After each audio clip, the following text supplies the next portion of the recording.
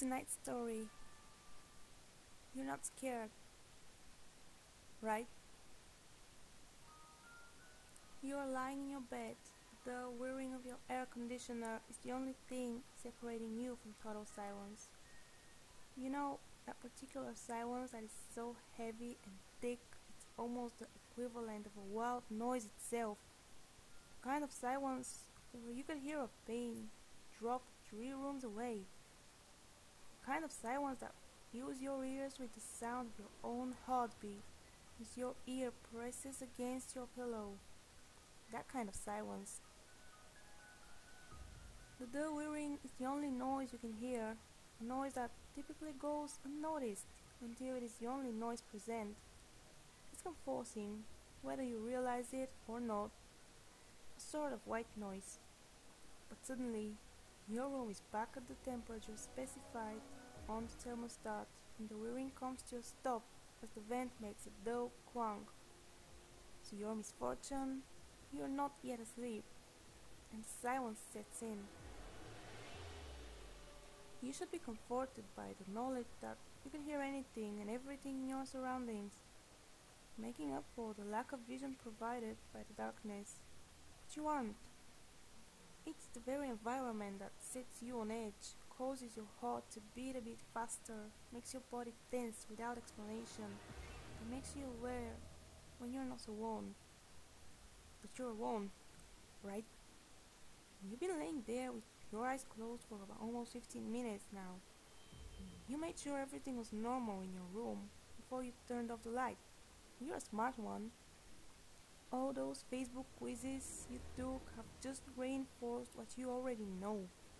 If you were in a horror movie, you'd survive until the end. You've even made a carefully laid out plan of what you would do in any of the situations you've read about in creepypastas. But that stuff, it's just nonsense anyway, right? You aren't scared, or at least that's what you keep telling yourself. But wait, what was that? Was that the rustling of fabric? You didn't shift in your bed or make any movement. Did you make that noise? No, you couldn't have. You paralyzed in your bed, stiff with an unease that was not present until this very moment. You must have imagined it. You must have. You roll over to face the wall, out of sight, out of mind. If there's something in the room with you, it will just have to accept that you're much too tired to deal with it at the moment.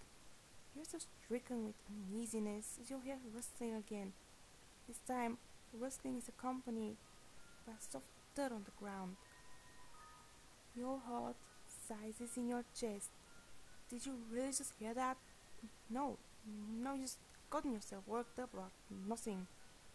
You really should stop playing horror survival games so late at night. It's messing with your brain.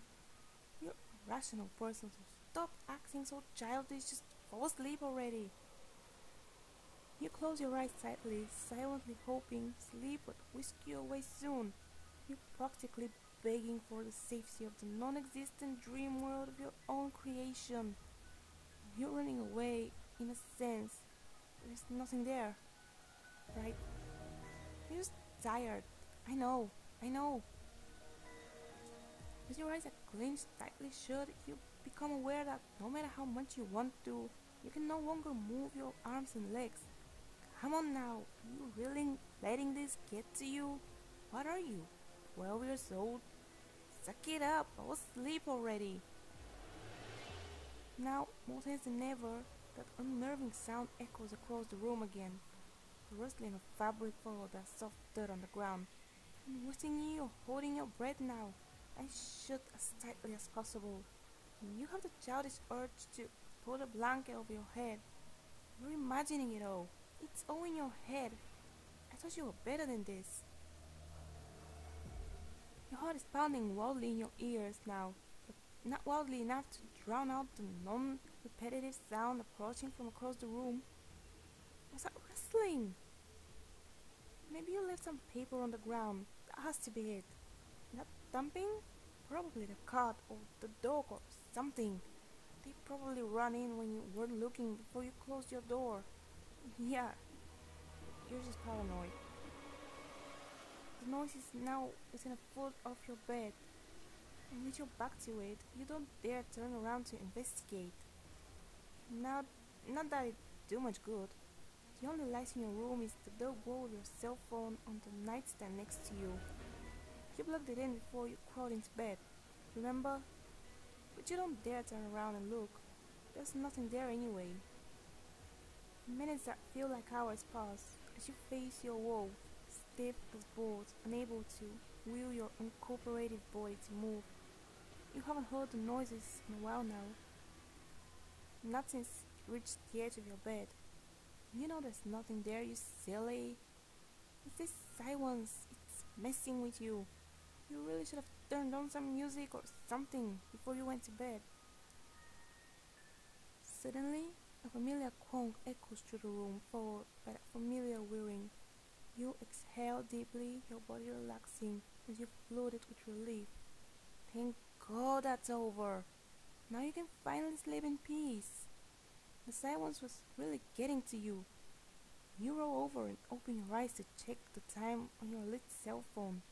It must have been at least an hour since you